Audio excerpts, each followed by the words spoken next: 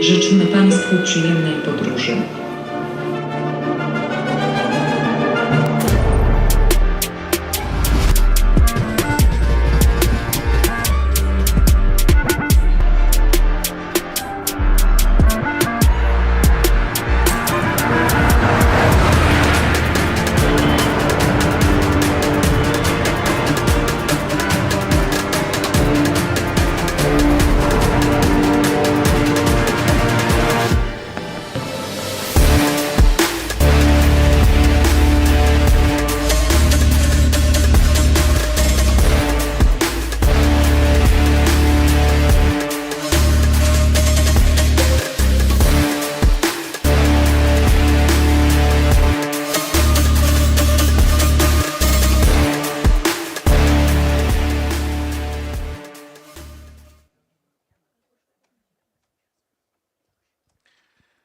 Good afternoon, everybody. Welcome to this session on the future of cohesion policy and EU funds.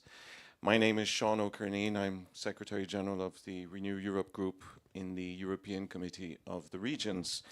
And I have to say, thank you for joining us, because the topic of cohesion has become a very, very hot potato in Brussels at the moment, and therefore this session could not have come at a better moment, and we hope that you will help us to help shape the debate that is taking place in Brussels and in the national capitals, and indeed in municipalities and regions throughout the 27 member states. Now we have a distinguished panel here to help us, to help guide us through this question about the future of cohesion policy. At the other end, we have Jacek Karnowski, Deputy Minister for Development Funds and Regional Policy of Poland. Next to him is Małgorzta Bonikowska, President of the think tank Center for International Relations. Alva, European Liberal Forum Executive Director. François Decoster, who is President of the Renew Europe Group in the Committee of the Regions, and he's also Vice President of the region of Hauts-de-France, obviously in France, and Karina Mikelsone, chairperson of Adazi Municipality in Latvia. Now, yes, thank you, welcome them, absolutely.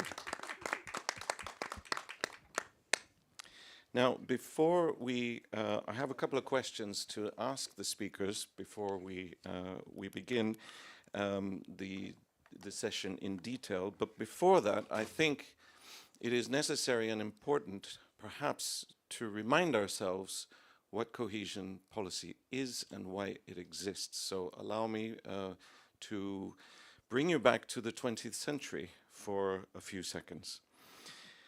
The origins, because there's a reason to this, and without understanding the history of cohesion policy, we can't really decide and discuss what the future of cohesion should be, or even why the latest proposal by the European Commission has been so shocking for many national governments and regions and municipalities. So we can go back as far back as 1968, when the Directorate General for Regional Policy was created, or 1975, when the Regional Development Fund was established. But I want to stop on 1988, because that is when cohesion policy as a term came into being, and the key principles that govern cohesion policy were established. And there are four key principles. Number one, that cohesion policy is funding which is focused on the poorest regions of our union. Second principle is that it is multi-annual programming. In other words, it provides long-term planning for investment. The third principle is that it is oriented towards strategic investments.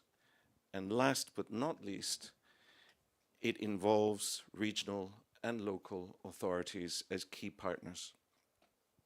The cohesion policy today is the EU's main investment policy in order to support job creation, economic and business growth, sustainable development, and improvements to the quality of life of citizens.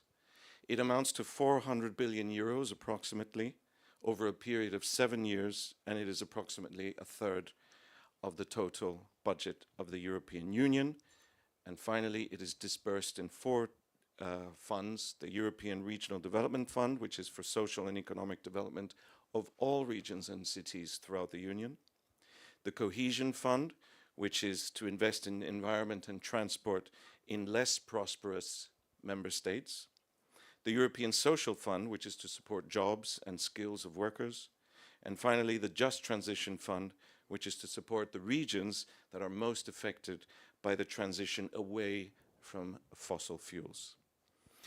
Before we go into the details of the possible future of cohesion funds, we are here discussing liberalism.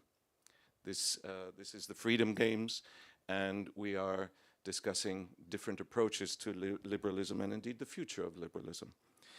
Because we are in a liberal setting, I would like to ask the speakers whether they believe that cohesion policy is a liberal policy or if it isn't. And if it isn't, if they can tell us quickly why they don't think it is, or if it is, which liberal principle they feel it responds to the most. And I can think of a few liberal principles already that they might wish to select from. Liberalism exists to help individuals fulfill their potential in society. It's about equal opportunities, social mobility, individual freedoms, economic freedoms, empowerment, or emancipation. Therefore, who shall we begin with? Karina, as you are closest to me, do you believe that cohesion policy is a liberal principle? If yes, if no, why not? If yes, which principle would you say it meets the most? Preferably in one sentence. In one sentence, yes and yes. Yes, it is liberal, and if I need to choose the one point from which to start, I will say about equalization. It is about to give opportunity, to equal opportunity for every single person, and doesn't matter who it is, very social person, or it is a business owner, or it is a youth. So, shortly, in one sentence. Perfect, thank you. François Decoster. You didn't tell me that I will have to answer in one sentence, because I was thinking, but it is liberal, but it should remain liberal, and it is really why its future is at stake. And just to go beyond the series of values that you mentioned, I would like to add a principle that I'm trying to defend at the EU level, which is about subsidiarity. And I think subsidiarity is a principle that is quite close to liberal values, and I think that the future of the EU cohesion policy is really at stake when we think about subsidiarity, and I'm sure we're coming back to that soon. Thank you, Alva. It's about investment and competition also, creating a level playing field so that we can secure the single market. That's one of the goals as well now of cohesion policy. So I think, and I also agree, it's about creating equal outcomes for regions. You know, we have this principle that you join the EU, maybe you're not all in the same stage of development, but we can help you get there so that you're able to compete on an equal playing field with other member states who might have more developed economies. Thank you, Alva.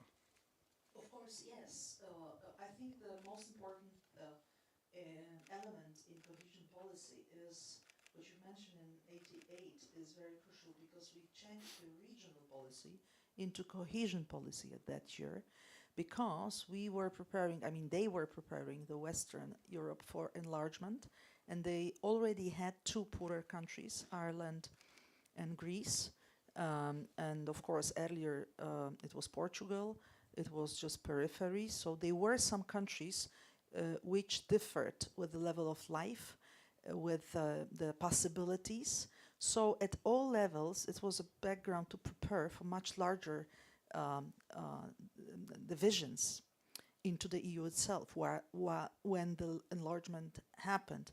So cohesion policy became a very effective tool in most of the cases, in case of Poland definitely, to bring all of us closer at the level of the countries, at the level of the regions, at the level of the cities, and at the level of the people, because the major principle is to give us all more or less similar conditions to work, to live, to have access to education, healthcare, and everything else. So there are different instruments to get there, but in a way, it brings us all together.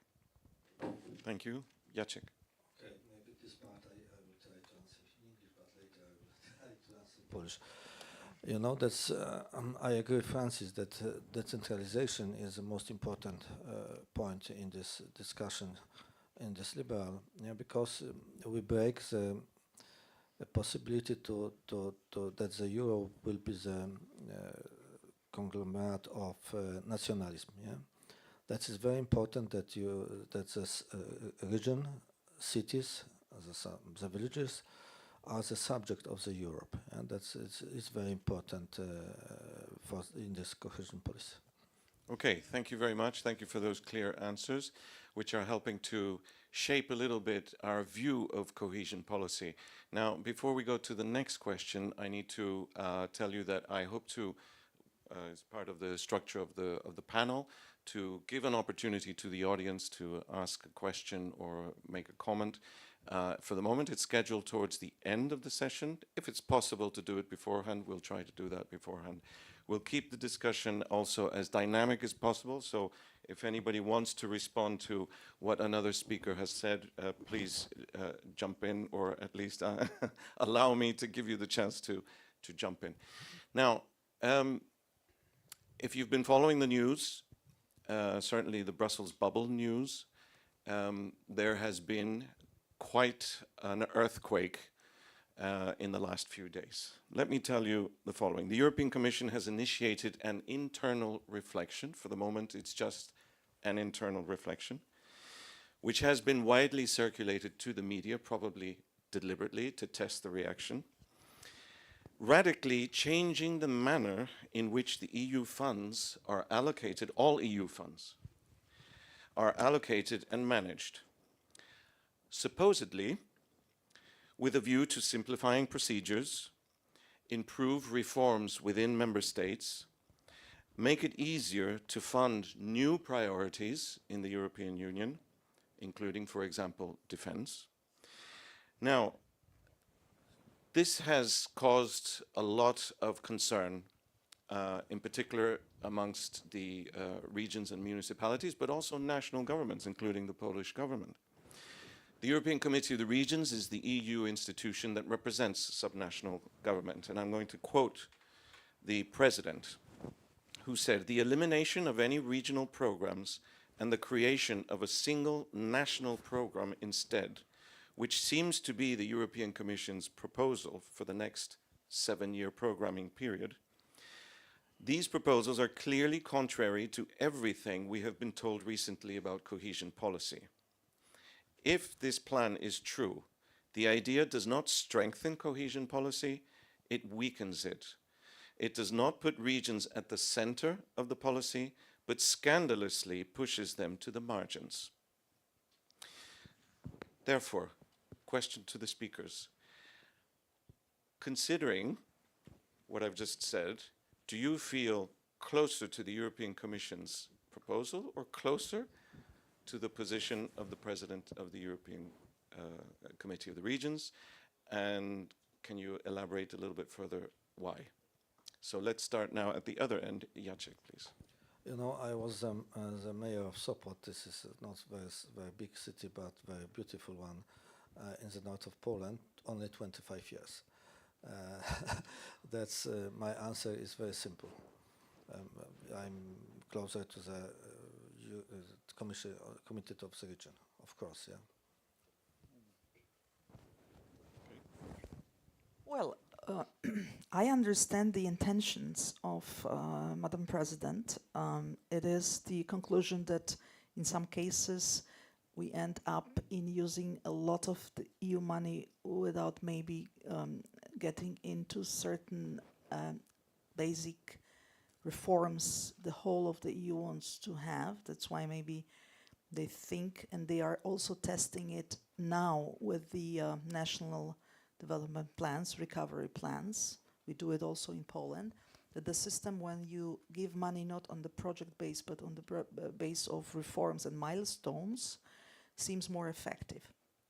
But I'm against it because I know in practice how bad the system is today. When we discover, you know, the intention may be good, but in practice it doesn't really work because it transforms the whole of this exercise into really a nightmare.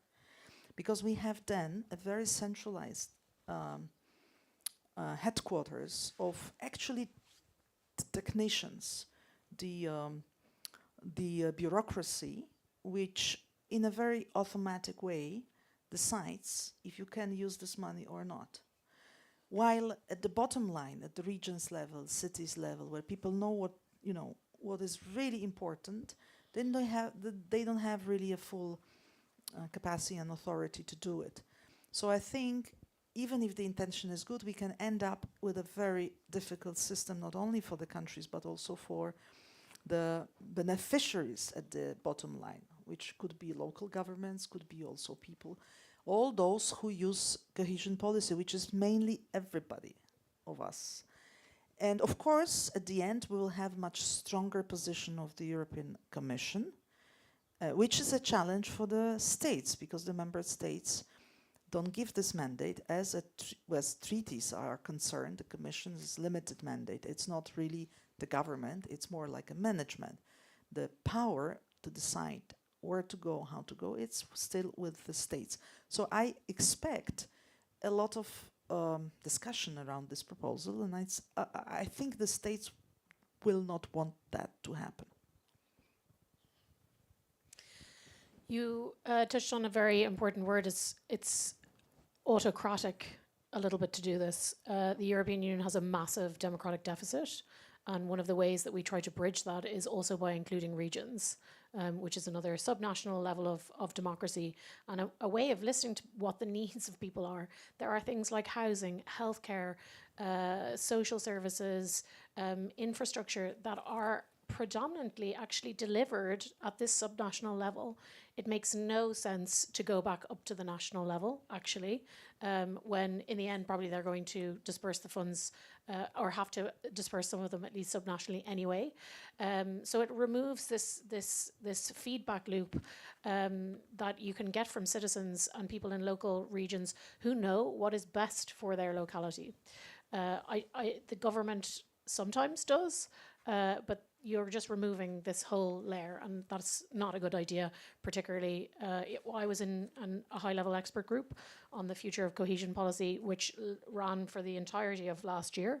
And this is one of the things that we did acknowledge was this reform-based approach is something that you can also have in cohesion policy, and actually it would improve the way that cohesion works, but it does not have to work the way that the Recovery and Resilience Fund did, which has massive problems now. A lot of people are saying that money is being used for things that shouldn't have been prioritized. There was not enough feedback from citizens on how that money is going to be used. So we already know that there's a governance problem with the RRF money and how it was used. If we are to take a performance-based approach going forward with cohesion, that's a good idea. It's just a normal level of management that we should have objectives, KPIs, we should be leading towards reforms, there should be deadlines, but we can do that in the same way that we have been governing cohesion policy to date. The other thing that I would like to mention, it was not going to be good for Liberals, especially as we come out of government, but where we are always strong, and Sean can tell you, we've been growing in regions, in regional governments. So for I think it might be good for the EPP, which is the party of Ursula von der Leyen, but it certainly won't be good for Liberals. François. Well, I thought that Leonid Brezhnev was dead, and I'm wrong. I mean, this is clearly a proposal that the former Soviet Union could have done. I mean, taking away the powers and responsibilities of regions to re-centralize everything. And I really don't understand how it's possible to have a speech saying we need more Europe and withdrawing Europe from the regions, because this is where Europe meets the citizens. This is where Europe meets the projects effectively, operationally. So do we want really to put back Europe back to the offices of the ministries where no citizens will see that, where no entrepreneurs will be able to confront his or her projects to EU funding?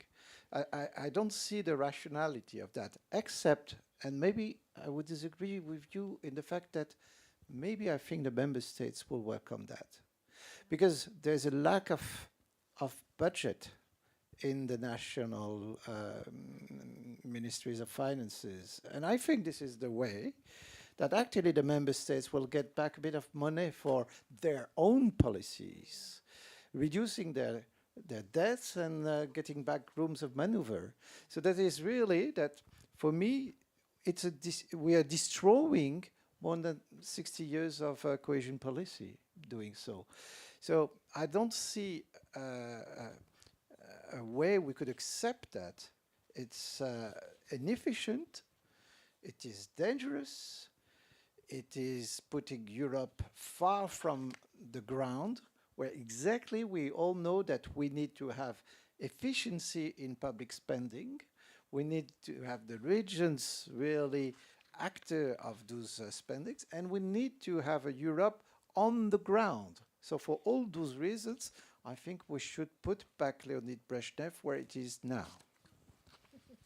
So, Karina, are you going to be on the side of Brezhnev or on the side of the European Committee of the Regions? It's a very good question. I born in the Soviet Union, you know, so I think let's keep him in a very calm place. But in 2004, Latvia joined to European Union, and my professional duty is to developing and implementing projects. And actually, the cohesion policy is a long-lasting policy, and it starts in Latvia. And when you ask on whom side I am, on the Commission or on the European region, I would say, as I am now the mayor, I am on the side of the residents, of inhabitants, and they actually are those people with whom I've been meeting 20 years through these projects, to understand their needs, to understand how to equalize, how to bring for those who really need, not just to invest or just to put, because it's a lot of beauty, but it's a lot of needs. And now as a mayor, I really will state for inhabitants, for the residents, and cohesion is the policy, is the thing what people locally in their own village, in their own streets, in their own market, they really feel and see Europe. I think it's a very important point. Thank you to all of you for that first reaction. Now, we've heard that this is about money, but I think it's important, therefore, to clarify for the audience a couple of facts. And in fairness to the European Commission, it's a very difficult job that they have. They're trying to square an extremely difficult circle. And it's important to keep in mind the following thing. The budget of the EU is no more than 1%, just slightly more, 1% of the GDP of the European Union. As a comparison, European Union is not the same as the United States, but there are some things that can be compared.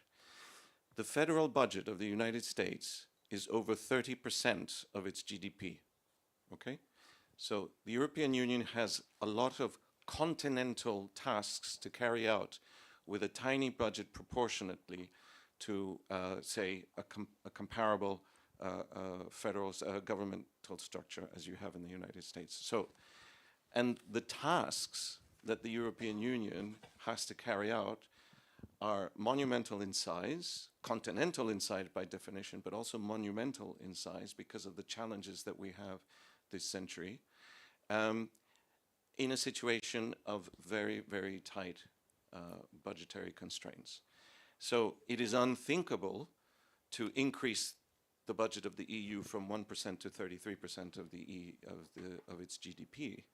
But the battles that go on between the national governments to increase from 1.05 to 1.06 are huge battles that appear in the media as if they are titanic struggles.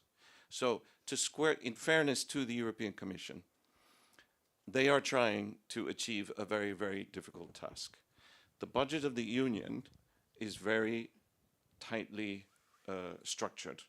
So you could argue, and I'm not here representing the European Commission, but you could argue in fairness that something has to be done if there are these huge challenges, but the national governments will not increase the funding to the European Commission. Therefore, my question to all of you, and I start with you, François, what can be done if we have to protect cohesion? What else could be done? No, but I would disagree with you, but I know that you've raised this question in a way so that we would disagree with you. Because this is really the decision of the member states to limit the EU budget. The member states have fought against on resources of the EU for years and years. And now the recipe against that would be to give directly EU budget to back to the member states and not including the regions anymore. I disagree with that. I mean, it can be done. And, you know, for years we've been expecting what would be the future of the EU cohesion policy. And for years we were thinking that the cohesion policy would be the margin of to find a new equilibrium of the budget, but never, even if our worst nightmares would have thought about the option that is coming now to the table. But because what we thought it would, but some part of this budget will go to new priorities, defense, helping Ukraine, security of the continent, to the detriment of the EU cohesion policy. But never we had thought that the whole budget will be put in one single instrument to be used by the member states. So this is the worst nightmare of the regions that is now on the table. So that's the reason why we have to denounce it. Because what it means there will be no EU funds anymore in the regions at all. It is the best way to cancel all 60 years of cohesion policy, because obviously the member states will keep all that money. And they will keep for the national policies, and they will not put that money to the ground. There's something that should be added, the functioning of the EU cohesion policy. It's not that simply the money goes from Brussels to the regions. There is a contract between these priorities that are elaborated in the original regulations that fund the EU cohesion policy. There are targets, there are priorities, and they're decided through the EU decision-making process democratically. And then there's a kind of a contract. It's a lot of work with the regions. It's a programming, setting those priorities of the EU level down to the ground, accordingly the priorities of the regions, the opportunities, what are the budgets of the regions. It's very fair, it's very intelligent, and all that intelligence will be suddenly erased, and those budgets, they will never go back to the regions. So I do not think that after having worked for years for an active subsidiarity, I could accept a single penny of that reform. It doesn't make sense at all. Before anyone who might want to complement or react to that, just for the sake of clarity for the audience, this is much more. This is not just a battle between different levels of government to see who controls the money. The fact is, cohesion policy may sound technocratic, may even sound obscure, but the reality is every single one of you in the room, every single one of your family, relatives, friends, you have all experienced cohesion policy, whether you know it or not, because those funds are implemented, as Karina said, for the benefit of citizens, either in buildings or projects or programs in local and regional communities. So, would anybody like to react or complement to what François was saying? Karina. I will just add, because there was the question that states will know anymore wants to be involved to give the money, because it's very strange that all the states are together putting money together, and all of the states are against getting money back. And this is something amazing, and it's actually built mostly on this cohesion policy, because everybody understands that we want to keep people living better way, better life where they are. And it is important to see this, again I will use the word equalization, and remember that we are putting together money, and then there are a program, there are a goals, long-lasting plan, how and why somebody getting back. Yes. If maybe I, also for clarity of the picture for the audience, the EU budget is normal budget. It's around a little bit more than 1%. But actually now we have almost 2% because of the extra fund put on the table with the EU Next Generation, right? So altogether now it's actually almost 2%. So I think first step would be just to notice that we should really, stress this important change to keep this level. I would argue that it's absolutely necessary. It's vis-a-vis what you commented on the US. We are not a state, of course. We are not a federal state. We are something much more than organization, but much less still than a state. That's why maybe the United States comparison is not so, so it doesn't work so well. But we have to understand that the 27 members have a lot of things to do together, and this is the budget for that. So that's one perspective. So the money to do jointly some actions is absolutely necessary. And once we increased it a little bit, let's just at least keep it at that level. Of course, they are also, we borrow this money on the markets, that's another thing, but we did it. Second is that when you take the total of the EU budget is 1/3 for the cohesion policy, 1/3 for agriculture. It's a little bit simplistic, but it's like this, and 1/3 for the other things. So the cohesion policy is the most important, it's the largest position as of now of the EU general budget, but the way of spending this money is different than the way of spending the other positions, right? So it's already a limited budget.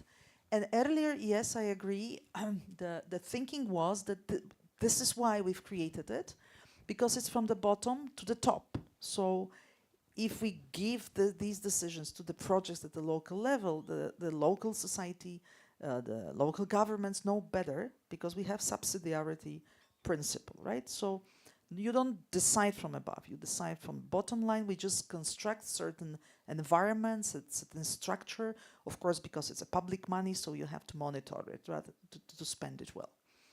So, I think this construction is not bad. It was working, and I think it makes sense also, because in any case, the states have more or less 2/3 in the system to decide for foreign policy, for many other instruments. The EU member states are engaged at the EU, meaning common level.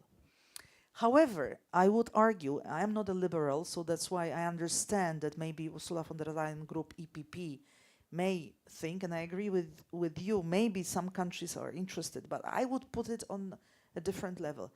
The question would be how to push also the countries and the regions to implement the massive transformation challenges we are also facing.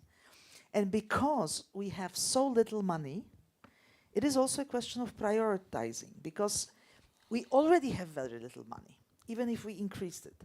So now if we face a radical transformation, like energy, for example, right? What to do to really push towards that? So my question, I don't know the answer, is maybe the the work now would be somewhere to find something in between what we used to have as a mechanism for all this spending, while the times were different, were peaceful, were, you know, we didn't have a challenge of security, we didn't have a challenge of energy transformation, right? And this proposal, maybe it is also a negotiation, you know, negotiation path that she started, Ursula von der Leyen, to put on the table something really radical that she knows that it will be refused. But just to boost the discussion, where is the way in the middle to, from the other side, not just to keep the boat going the way it was going earlier, because the time is really different. And in the same time, we have this issue, and maybe Jacek can tell you more, that the governments in the same time have really a difficulty in proceeding, in spending money from the national recovery plans. Because national recovery plans are already based on this principle, right? So in practice, the governments, yes, they want money from one side, but from the other side, they are positioned as patents towards the European Commission at a very low level. Even in these sectors, the EU doesn't have really legally strengths, like healthcare, for example, that the EU doesn't have really much competences, right? Thank you for that, because that you've brought us onto the terrain that I want to get onto now. We have established that the proposal of the European Commission is too radical and wrong even. But then we also have to admit that there have been some aspects of cohesion policy that haven't been working particularly well, and I would like to mention one, apart from the ones that we met. In some member states, the uptake, the execution rate, or the absorption of the funds has been extremely low. And that has made the cohesion policy vulnerable to attacks from national governments who've said, well, why is the money just circulating up there? If it doesn't come back down, we can do it better. So, nevertheless, while you were speaking, I felt I detected some disagreement from Jacek, perhaps, or did I misread it? Ja może spróbuję po polsku, co pan sam powiedzieć, okej? I'll try to speak Polish now. Ja powiem tak, no do tej Let me pory say that till now, polskie regiony Polish regions were spending 44% of European Union's money that was allocated to Poland. In the previous perspective, up till 2020, they've spent 99.8% of the money. This means that it worked well. But on the other hand side, the national reconstruction plans after COVID came. I understand that in the European Union there is this will that as it worked with the national reconstruction plans, then why not follow them and do next step? Why negotiate with hundreds of regions if you can negotiate with tens of countries? There is a problem in Poland because of the fact that we are 2 years late, and this is the main problem. Maybe Małgorzata is right that the chairwoman wanted to start a strong discussion because we need to return money that the Commission borrowed to Alva's. But I doubt we would have no more any cohesion policy. It can transform, it can be slightly different, it can relate to all regions,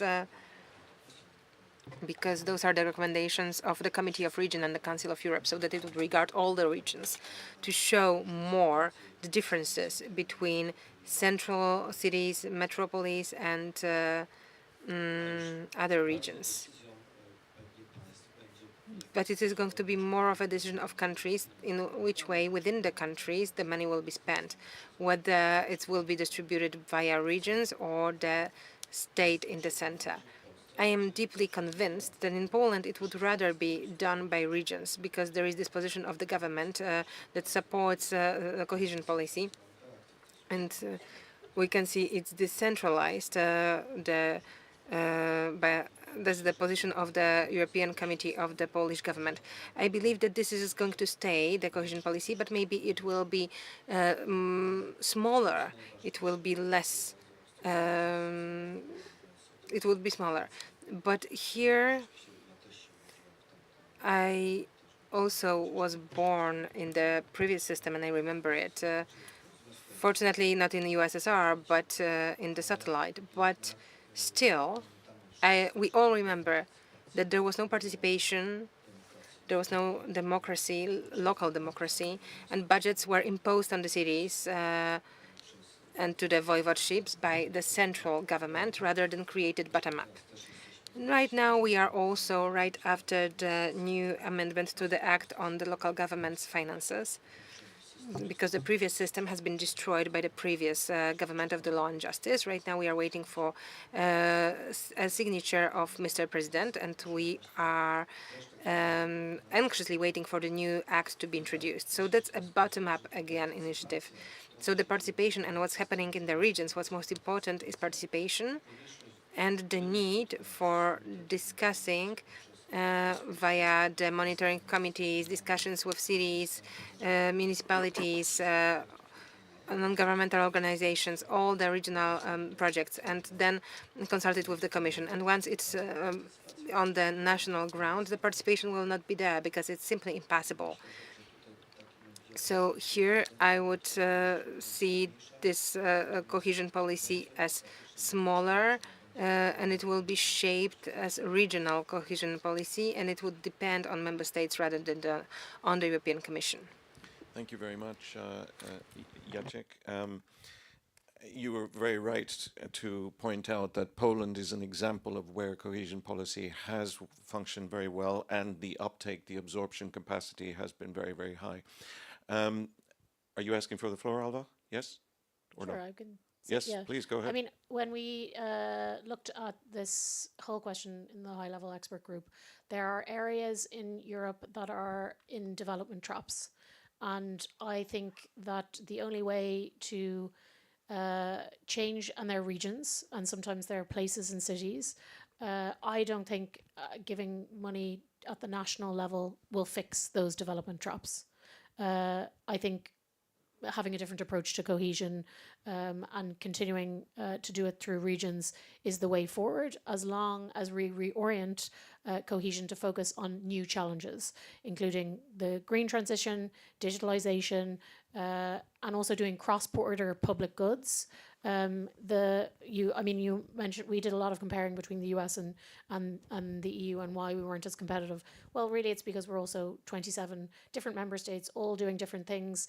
We haven't been able to connect up our transport systems as we could, our supply and value chains. We don't have the skills that we need in order to make sure that our tech industry, other industries that we have been in a long time, are up to date and being able to compete with China, with the US. If you give that money to national level, they will do national level priority things. Yeah, so this is why if you want to fill those development traps, if you want to create equal opportunities, I don't think it's going to be served very well by doing this at purely national level. And anyway, at some point, they will have to redisperse to subnational level. But they just won't have that feedback loop. They won't know where to do it properly. And yeah, they will also lose out on all the partners who are involved at this cohesion policy level. That makes it very difficult to come up with plans for how to use that money at local level. And that's why absorption rates sometimes are lower. But that's not the reason to stop doing something that's hard, is it? No. We have to simplify how we disperse the money, of course, and also provide technical assistance. The reason why Poland is so good at it is because you've learned how to do it really well. There are some member states who simply say, oh, I don't want to deal with that. But actually, if we provide the technical assistance that is required in order to make groups of people who will be able to partner to deliver new energy infrastructure in these underdeveloped places, to deliver skills building all together, I mean, that's the solution. Time is moving on, and I'm being told it's time to open the floor to the audience. Does anybody have a question or a comment or even an experience of, as I said earlier, we've all experienced cohesion policy. I have bright lights. I see two hands at the back. Do we have a microphone? Yes, please So let's do the one closest to you and then the gentleman over there. So up at the top row. Yep. Please introduce yourself. Let us know which language you're speaking. Yes, so Alexander Śniegowski from Institute. I'll be speaking English. Just a question to clarify your opposition to making cohesion policy more as a recovery fund, because there's basically two issues. One is spending, and second is a kind of transfer between countries. So if we, for instance, kind of decouple this and say that countries have to send funds to region, but then they can recap the funds from the common European budget, would that solve the problem, or are you opposed fundamentally to this conditionality that country-level government has to come to European institution with a list of reforms which it has done? Or is it really about cutting regions from the money? Thank you. Is your question addressed to any particular speaker or to all? To general panel. Okay, let's just gather the questions because time does move on quickly. So speakers, if you can remember that question, please. And we have the other person, on the left-hand side there. Are there any other requests for the floor? Thank you. My name is Yaroslav Zhalilo. I am coming from Ukraine, Kyiv National Institute for Strategic Studies. Just one remark, when you know that decentralization reform was one of the most successful in Ukraine, when the local communities have got very good opportunities and capacities for self-development. When the full-scale war started, the government undertook few steps which seriously limited the financial capacities of local communities. First one, and now the spending from local budget have been regulated manually by state treasury, and second one, a part of personal income tax have been taken from the local communities budget to the central budget. So now the local communities have this challenge in Ukraine.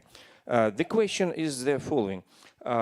Starting this panel, you said that the cohesion policy is liberal one because it was building the capacities of regions of local level of the European Union. Provocationally, maybe. Don't you believe that now it's maybe some time to prove whether was this policy really capacity building? And if yes, then the local communities, the regions, will be able to support the necessary steps in defense building, in security building at the European level. If not, maybe it can prove that now the regions are dependent from the EU funds, and then the policy of capacity building was not successful enough. Thank you. Thank you. I might be wrong, but I think there's a connection between the two questions. Would anybody like to start with the first one or even with both?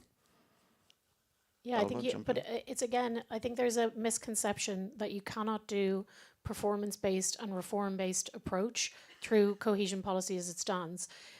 The Recovery and Resilience Facility was negotiated after the last round of changes to cohesion policy, and then we decided, and actually it was happening across the EU budget, that we wanted to take a more performance-based approach. It was just negotiated later. We can still have those approaches while still using regions to disperse that money, and actually probably even in a better way. Yeah, so it's not an either or. I think there's a false dichotomy that you either have to go with RF and it's through the national level, or cohesion policy, which is more locally, locally distributed. That is not true. And on whether or not cohesion policy has been successful, it is one of the reasons why the EU has been the most successful development program on earth. It has been recreated in China and in Africa and in other places. So, okay, yes, there are limitations. You can't change the world with some EU projects. It has to be taken on at a local level in the future. But sometimes there just isn't the financing to continue with some of the approaches. We have to get better at doing that. And I think taking a more performance-based approach in which after a certain time, you then hand over the project purely to the local level, and that is no longer funded by EU funds. that is the approach that we should take going forward. So that's one key reform that we can do. It has been coming in recent rounds of reforms of cohesion policy. So is it successful all the time? Okay, maybe not. But in general, cohesion policy has been incredibly successful for lifting up those who have come into the European Union to the same level and making us compete on an even playing field. And there's just no denying that. François. Yeah, just a word to comment on the success of the RRF. Because if I look at what occurred in France, 2 regions have been very successful in getting these funds from the national government. Île-de-France, Auvergne-Rhône-Alpes. That is to say, the 2 competitive regions in France. That is to say, when you renationalize, it goes to some key regions and not to all of the regions, and probably not to the regions who would need the most. And that's the reason why I think at a time where the European project is at stake, and we're here to defend it, but we know that there are many oppositions against the very the functioning of the EU. And this is not the moment for the European Commission to make such a proposal. The European Commission is not a think tank. The European Commission is a political body. That is to say, it is a body that should listen to its partners. And there is no one in the last years that have asked such a proposal to be made. No one. For years, we've been preparing the future of EU cohesion policy, and no region at all has ever asked for such a proposal. And who will defend the European project on the ground, if not the regions, if not the mayors, if not the presidents or the governors of the regions? So I think this is the worst moment to do so. Małgorzata, and then Yeah, Karina. just reflecting, because I am from a think tank, so we think. I'm not a politician, so I'm not yet fighting for or against anything. I'm just thinking what is really behind it. And I think it's a good thing that we discuss this, because, you know, cohesion policy came from regional policy. Regional policy was a different concept, to develop the regions. Then cohesion policy at the certain stage of the European project started to be a little policy, but important, and then it started to be more and more important, and then it ended up to be the most important. Also in the budget, because the money followed. What is important, it's always, you need money for that. But this was a different time when the cohesion, the name is to make something coherent, meaning let's use it in a way to make all of us more or less, having the equal or similar, at least, level of life, access to what I mentioned earlier, right?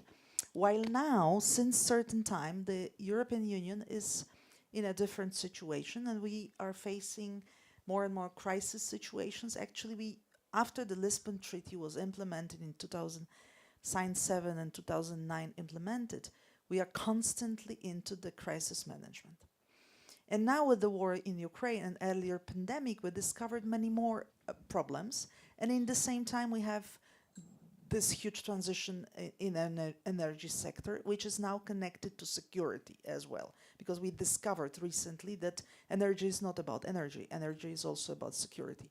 So my point is that what Jacek said, I think is crucial, because maybe it's not a discussion about cohesion policy per se, but maybe we need to reduce cohesion policy right now to the certain level and think about something else somewhere else, which is now, we call it National Recovery Plan, but it's all about a very huge investment into the crucial sectors, for example, energy. So maybe at that moment, we need something else than cohesion, with a different system of spending the money. And in this case, with such issues are to be financed, we need more money for this. This is one. And maybe this money has to be somehow differently be regulated and not given necessarily to the region. So from one side, we should keep the cohesion as an idea, because, by the way, it's always about the objectives. Every policy and money goes at the end.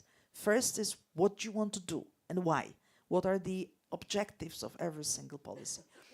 So we have to ask again, what is now the major objectives of cohesion policy in our situation?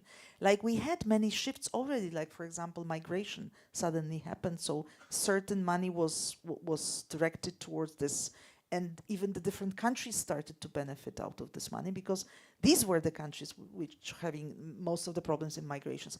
So my loud thinking is, at that moment, we are putting this on the table because we will start the huge budget negotiations for the next financial perspective, 2028 to 2035.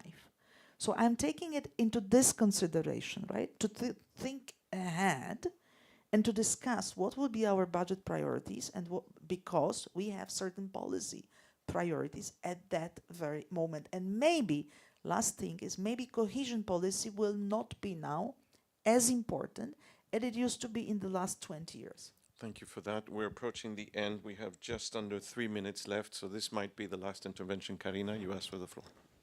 Yeah, I maybe come to the beginning about this announcement. Mostly for some decision, it took 20% time from the whole project idea to establish this decision. Now we see that there Mrs. van der Leyen took 1% time, brings this idea through the rural, fenster, and now we have this 80% time to spend this discussion. It's good that we are talking about it, but I hope that somebody is listening what we are talking about and what is the most important things. Why I understand this kind of afraidness.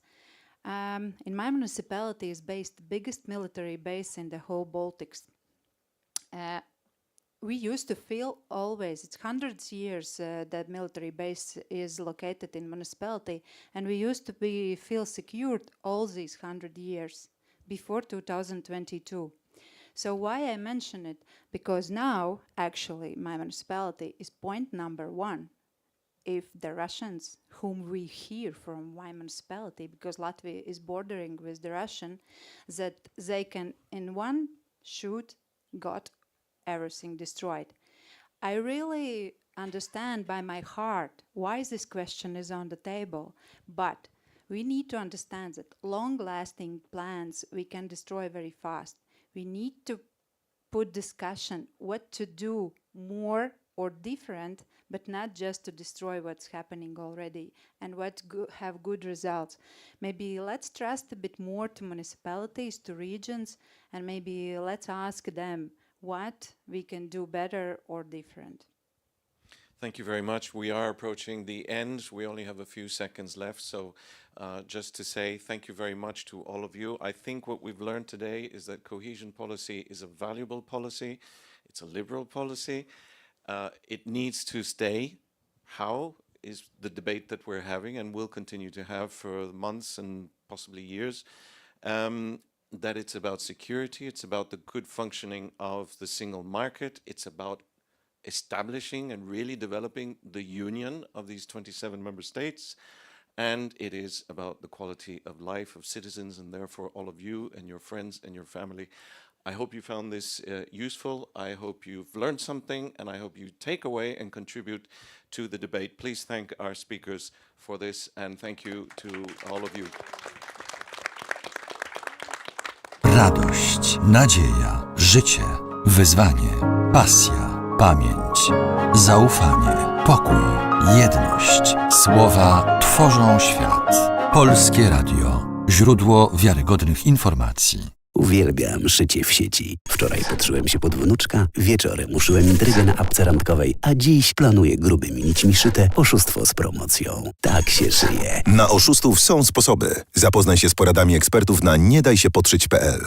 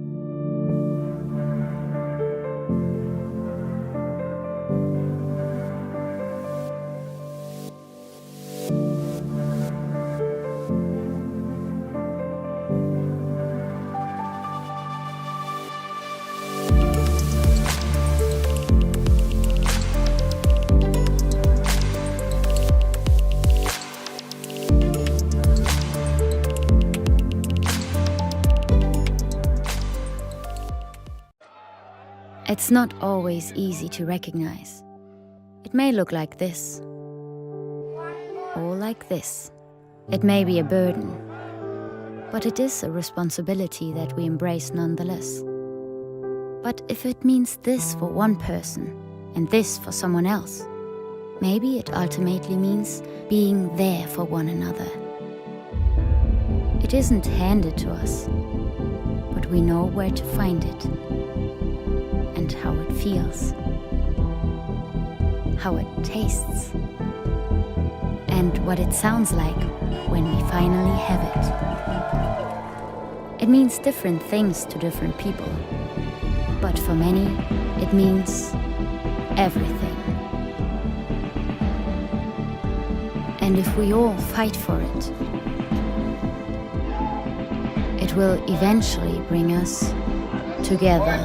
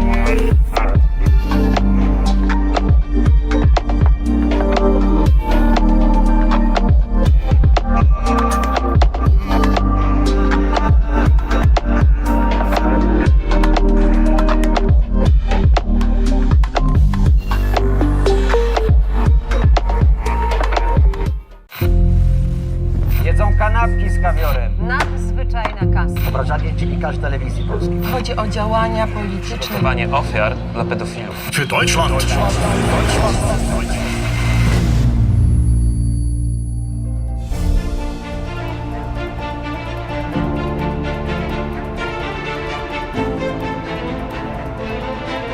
TVP Info. Włącz się na nowo.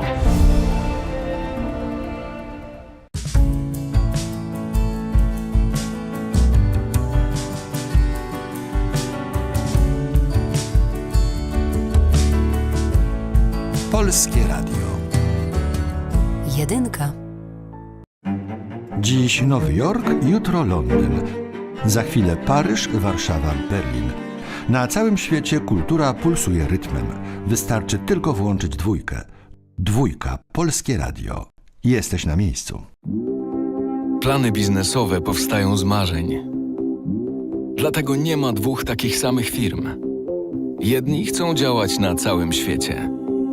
Innym cały świat mieści się w dłoni.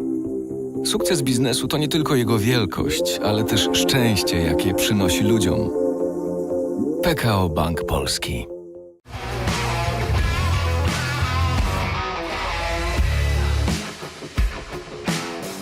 Rodzina spółek Pelion to 12 000 osób pracujących w ponad 300 spółkach w Polsce, Szwecji, Wielkiej Brytanii i na Litwie. Jesteśmy liderem w branży ochrony zdrowia. Od 1990 roku dbamy o długość i jakość życia. Pracować z nami możesz w jednym z 7 obszarów.